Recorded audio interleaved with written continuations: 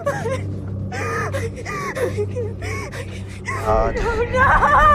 this angel has witnessed.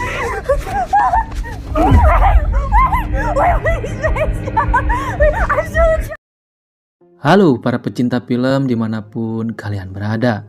Apa kabar semuanya? Semoga kalian semua selalu dalam keadaan sehat dan dilancarkan dalam semua hal. Berlatar di Sally City, kisah kelam dalam perjalanan hidup Elizabeth pun dimulai.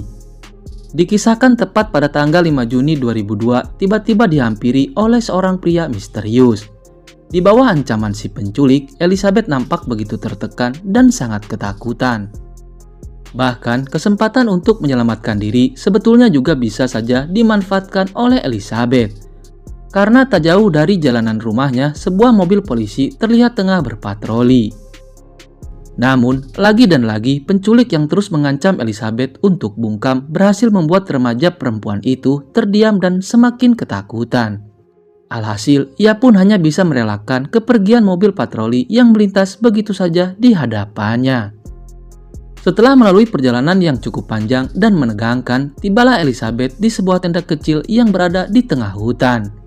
Dan di tempat tersebut, kedatangan Elizabeth langsung disambut oleh seorang wanita berpakaian serba putih yang mengajaknya untuk masuk ke dalam tenda. Tanpa menjelaskan banyak hal, wanita yang diketahui bernama Wanda itu memaksa Elizabeth untuk segera menanggalkan semua pakaian dan menggantinya dengan pakaian serba putih. Meski awalnya menolak, namun dengan segala ancaman yang diberikan, pada akhirnya Elizabeth pun hanya bisa pasrah dan menuruti keinginan Wanda. Setelah mengenakan pakaian serba putih, Elizabeth kini harus berhadapan langsung dengan pria yang telah menculiknya tadi. Anehnya, pria misterius tersebut ternyata juga telah berganti pakaian dengan mengenakan pakaian serba putih. Sama seperti yang dikenakan oleh Wanda dan juga Elizabeth. Pria misterius itu pun lalu berujar bahwa saat ini Tuhan telah menyegel Elizabeth untuk dijadikannya sebagai istri. Keesokan harinya, Elizabeth yang baru terbangun langsung dibuat kaget karena saat ini dirinya tengah terikat di seutas tali seling. Seolah memiliki insting untuk kabur, ia pun mencoba melepas pengunci menggunakan peniti yang kebetulan terpasang di pakaian lamanya. Namun sayang, upaya tersebut sama sekali tak membuahkan hasil. Sebuah peniti kecil agaknya tak sedikit pun mampu untuk melepas pengunci dari jerat tali yang mengikatnya. Merasa gagal melepas pengikat kakinya, Elizabeth lalu keluar dari tenda dan menemukan pemandangan yang tak pernah ia lihat sebelumnya. Pria misterius yang telah menculiknya semalam ternyata tengah bersujud seraya menyembah Elizabeth dan menganggapnya sebagai wanita yang diutus Tuhan untuk menjadi istrinya. Ocehan yang sama juga turut keluar dari mulut Wanda. Ia yang notabene merupakan istri sah dari penculik itu malah mengklaim jika suaminya merupakan nabi baru bernama Immanuel yang diutus oleh Tuhan untuk mensucikan para gadis dari jahatnya dunia. Tak hanya itu, Wanda juga menyebut jika tugasnya saat ini adalah membantu suaminya untuk memetik gadis-gadis baru untuk diselamatkan dari jeratan dunia. Anjay, memetik gadis-gadis baru untuk diselamatkan dari jeratan dunia, kata dia.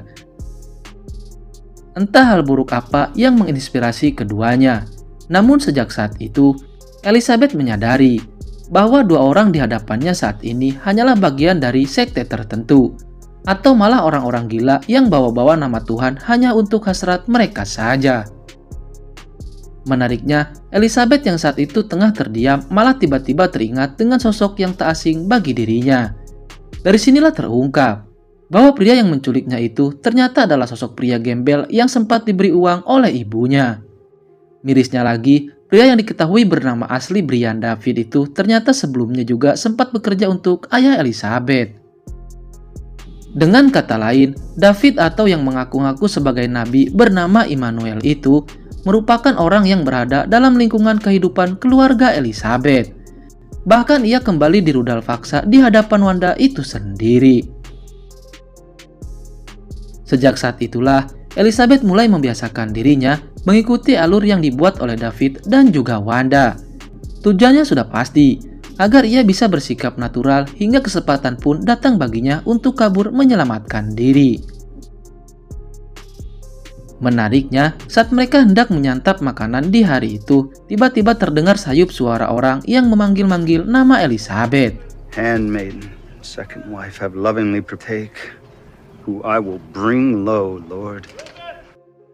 Mendengar ada orang-orang yang mencarinya, Elizabeth pun seketika menyadari bahwa inilah kesempatan yang harus ia manfaatkan sebaik mungkin untuk kabur.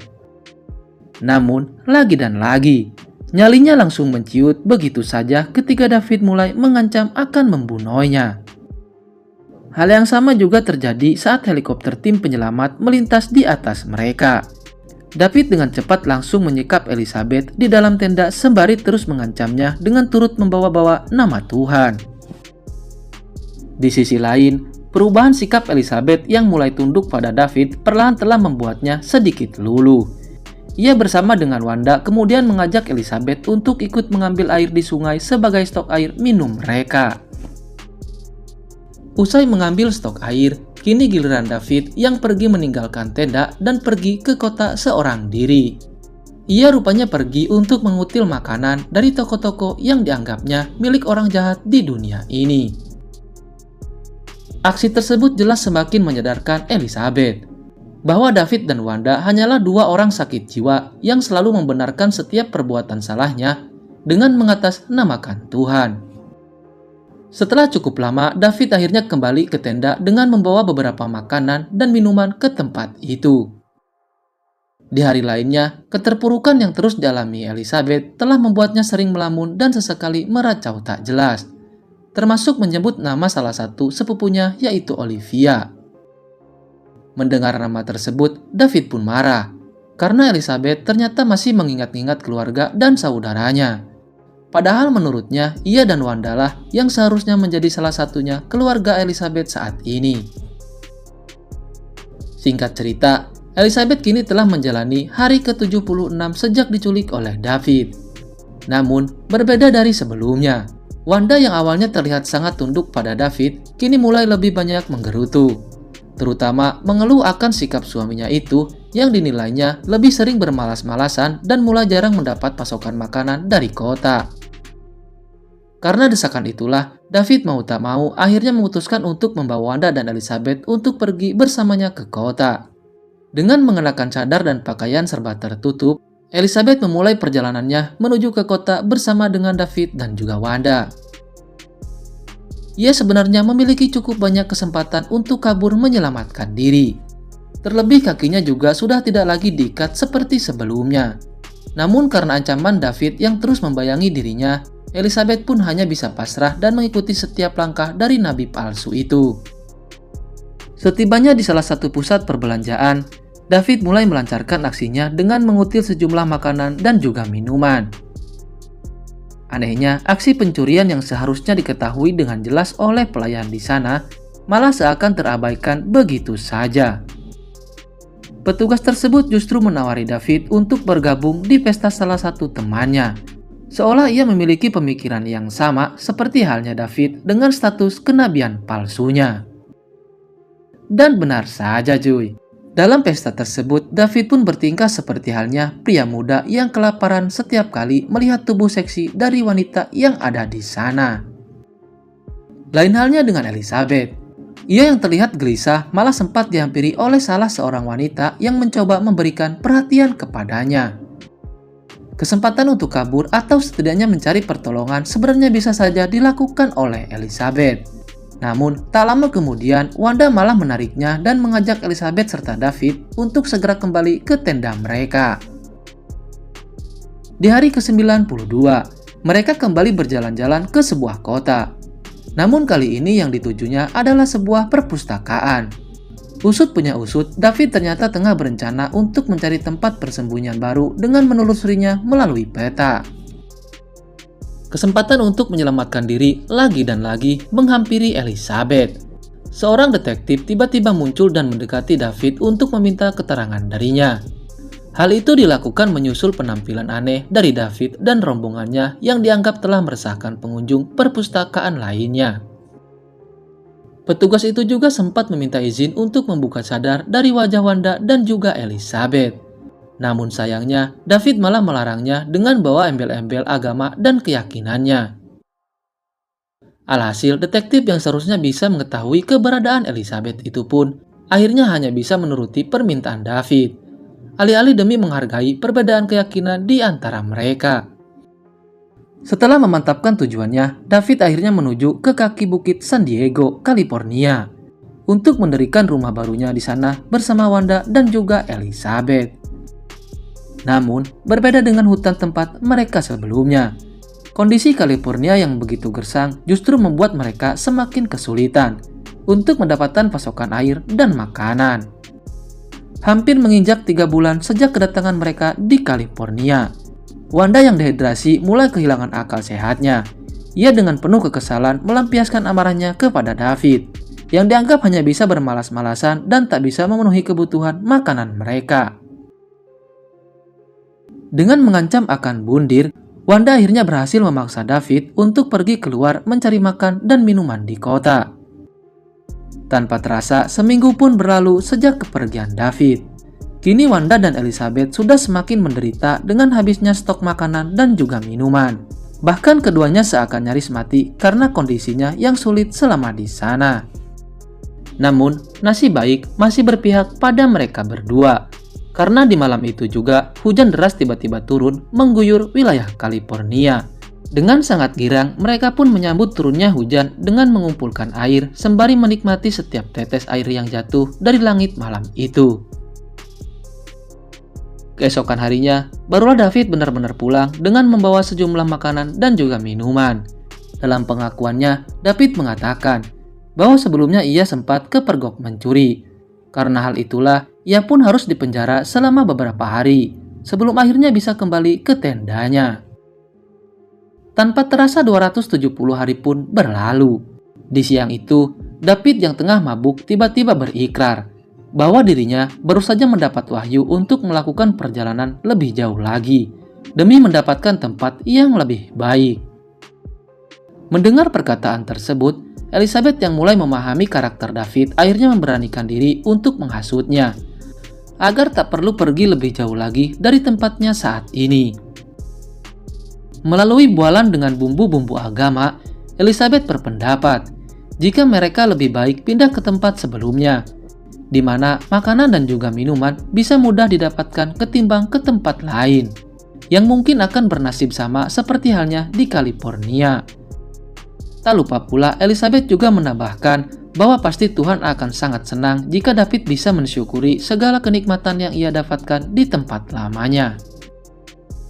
Seolah tercerahkan dengan perkataan Elizabeth, David yang pada dasarnya sangat minim ilmu agama akhirnya bisa dengan mudah percaya begitu saja pada bualan gadis tersebut.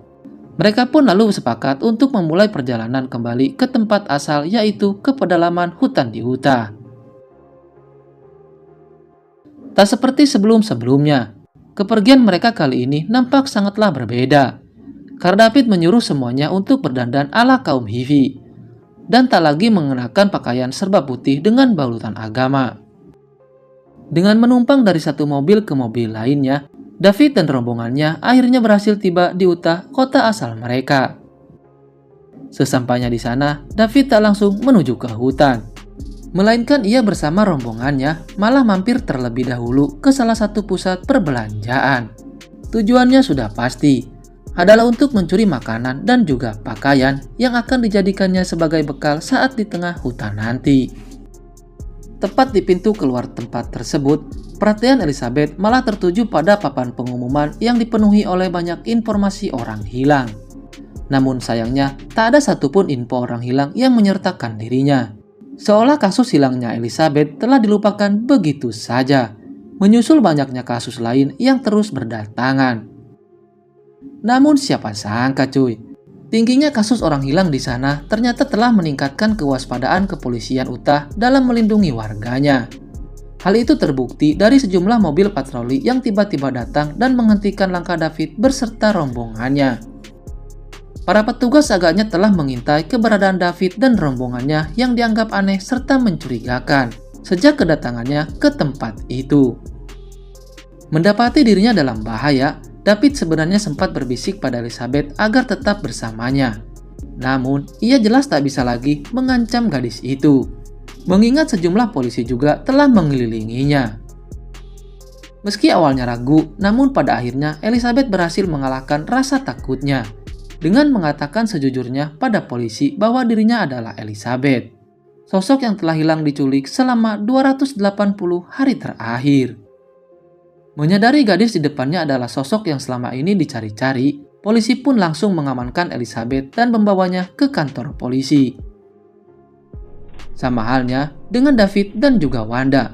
Mereka juga turut diseret oleh polisi untuk mempertanggungjawabkan perbuatannya. Tak butuh waktu lama, kedatangan Elizabeth di kantor polisi pun segera disusul oleh kedua orang tuanya yang seakan-akan tak percaya dengan semua keajaiban yang mereka dapati saat ini. Tak lama berselang, Elizabeth akhirnya bisa kembali pulang ke rumahnya, berkumpul dengan keluarga dan orang-orang tercintanya. Atas perbuatannya, David akhirnya dijatuhi hukuman seumur hidup tanpa pembebasan bersyarat. Sementara Wanda, yang juga turut andil dalam serangkaian aksi kejahatan David, akhirnya dihukum kurungan selama 15 tahun penjara. Setelah perjuangan panjangnya, Elizabeth akhirnya bisa pulih dari trauma masa kelamnya. Ia pun memulai hidup barunya dan menikah dengan seorang pria yang dikaruniai dengan 2 anak. Dan kisah pada film ini pun wassalam. Jika kalian semua suka dengan alur cerita kali ini, jangan lupa share ya. Terima kasih juga telah menonton video ini sampai selesai, dan sampai jumpa pada video selanjutnya.